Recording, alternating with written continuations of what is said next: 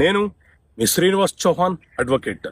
మిత్రులారా, రీసెంట్గా అలహాబాద్ హైకోర్టు ఒక కేసులో ఒక కీలకమైనటువంటి తీర్పునిచ్చింది. ఆ తీర్పు ఏంటి అంటే, ఎవరైనా సరే ఒక భర్త ప్రేమపూర్వకంగా తన భార్య పేరు మీద ఆస్తి కొనుగోలు చేసి ఉంటే ఆ ఆస్తి ఆమెదేనా లేకపోతే జాయింట్ ఫ్యామిలీ ప్రాపర్టీ కిందికి వస్తుందా? ఒక కేసులో ఏం జరిగింది అని అంటే, భర్త ప్రేమపూర్వకంగా ఆస్తిని భార్య పేరు మీద కొనుగోలు చేసినాడు. ఆ భార్య ఏం చేసిందంటే, ఆమెకున్న 3 కుమారులలో ఒక్క కుమారుడికి మాత్రమే గిఫ్ట్ డీడ్ చేసేసింది.